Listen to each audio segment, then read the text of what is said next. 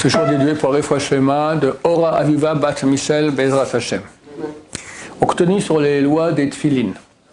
Le Zohar HaKadosh, donc le grand livre majeur de la Kabbalah, il vante énormément la mitzvah de sortir de chez soi le matin pour aller faire la prière de Shachrit avec talit et Tfilin.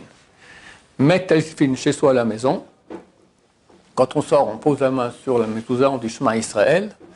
Et il y a 2-3 phrases à dire après, qui sont écrites dans le Sidour. Adonai Shomri, Adonai Tzili, Al Yadimini, Adonai Shemot Tzete Ovoi Me'ata V'Adolam.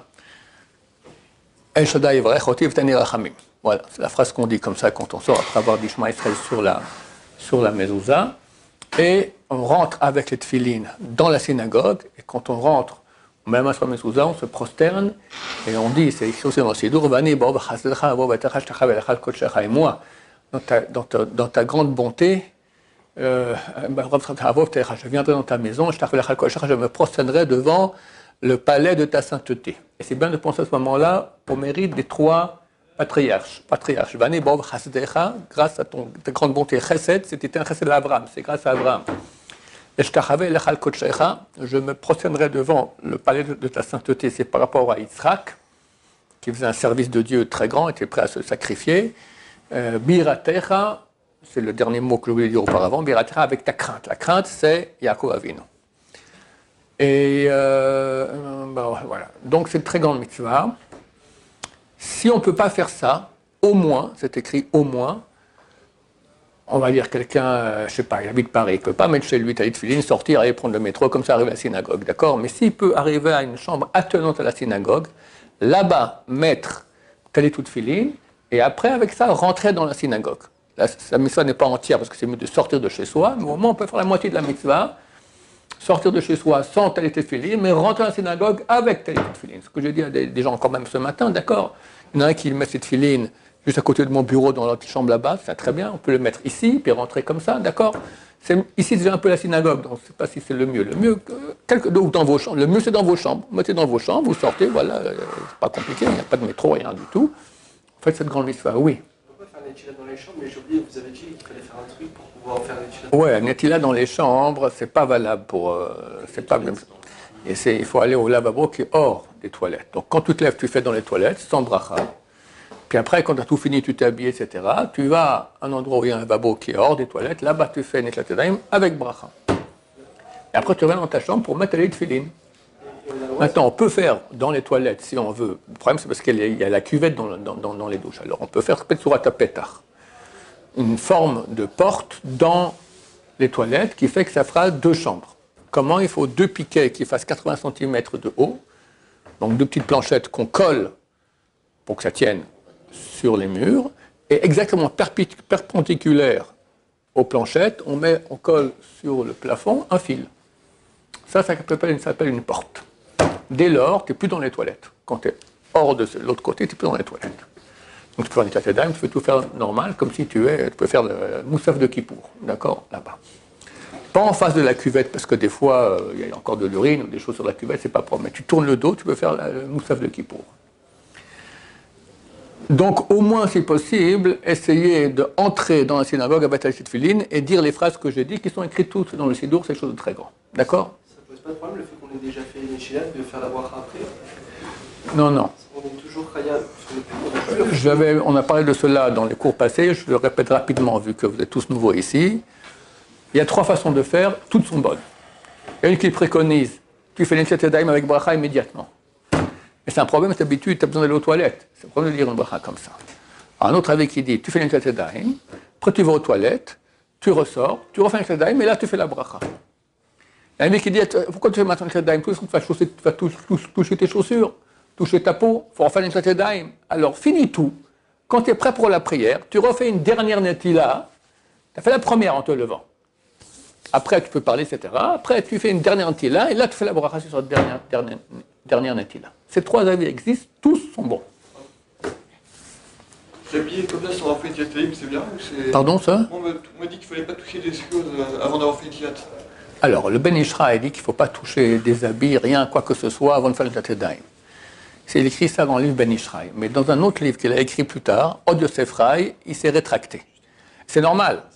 Pas dire à quelqu'un de ne pas toucher ses draps. Avec ses mains. Le matin, tu te lèves, tu ne pas toucher les draps. Ah, pardon? Comment on peut? Alors, je te dis que le Rav il s'est rétracté, c'est comme ça la coutume. On n'a jamais vu personne ne pas toucher des habits, pas toucher des chaussures, pas toucher ses draps, son oreiller, avant Netila. Donc, on peut être méquel sans aucun problème. C'est pas grave de marcher un peu. Pardon? C'est pas grave de marcher un peu. Moi, je m'habille et tout. Et après, Il faut s'arrêter. Si on n'a pas fait Netila du tout, non, j'ai pas il faut s'arrêter tous les moins de 2 mètres. Moins de 2 mètres, tu t'arrêtes. Tu fais 1m90, tu t'arrêtes. Une seconde. Après, tu fais encore 1m90, tu t'arrêtes. Une fois 90, tu t'arrêtes. Quand j'étais Balchoua, j'étais à l'armée, on était dans le désert, puis la base, elle était à 500 mètres. Je me levais le matin, je fais comme ça jusqu'à la base. J'étais un bon Balchoua, Baruch Hashem. Voilà, donc, Et là, maintenant, Khatsot Aïla, c'est 11h40. J'entends pas? Khatsot Aïla, Ouais.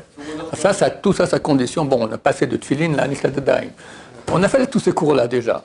Tout ça, sa condition quand elle est dormir avant le minuit juif. Quand on dort avant minuit juif, il y a 2 choses qui changent. Un, qu'on ne peut pas faire plus de 2 mètres, pour être précis, 1m96, sans s'arrêter. 2, qu'on ne peut pas toucher tous les orifices du corps. Il est absolument interdit de parler de quoi que ce soit entre le tfilin du bras et le tfilin de la tête. Non seulement cela, mais il faut le plus rapidement possible mettre le tfilin de la tête après qu'on ait mis celui du bras. Et pas comme des gens qui ont mis le bras, puis après ils prennent le fil de la tête, ils regardent comme ci, ils regardent comme ça, ils regardent les papillons, les oiseaux, le machin, et lentement. D'accord? Non. Super rapide, le plus rapidement possible, mettre le fil de tête, après le fil du bras.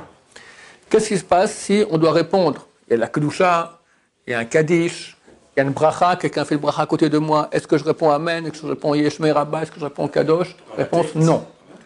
Il n'y a aucun cas dans lequel on parle en tefilin du bras, tefilin de la tête. Ce qu'on doit faire dans ces cas-là, c'est qu'on s'arrête, on répond avec la tête, en pensant, Yeshmei Rabba ou Kadosh, Kadosh, Kadosh, en pensant, mais pas en parlant.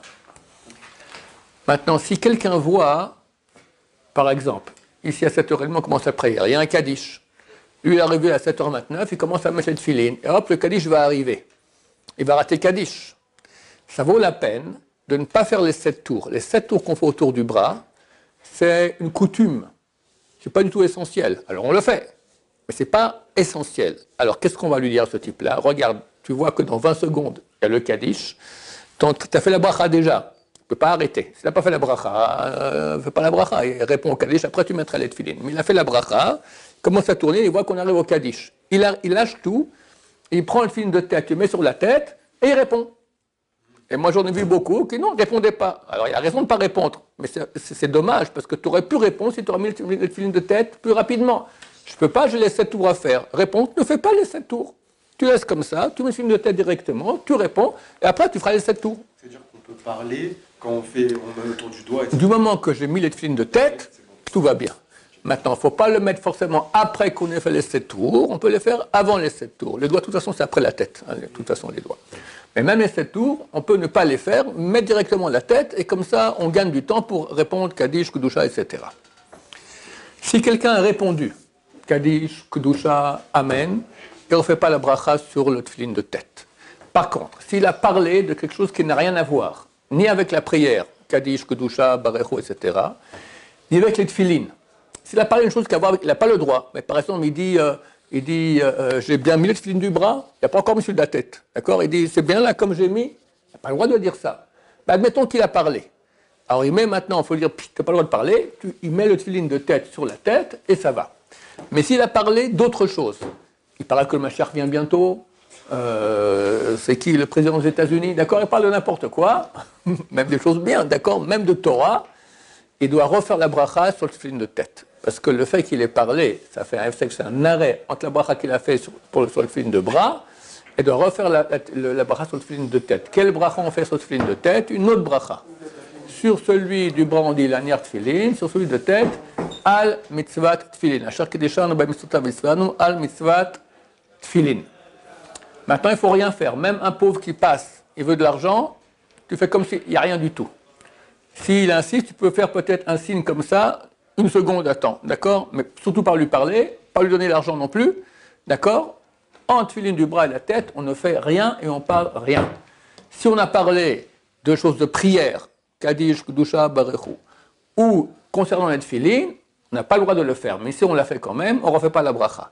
Toutes autres choses sur lesquelles on a parlé, on refait la bracha sur le tefillin de tête. Et a priori, on s'arrête pour rien. Voilà. Baruch Adonai, l'olam, amen va amen.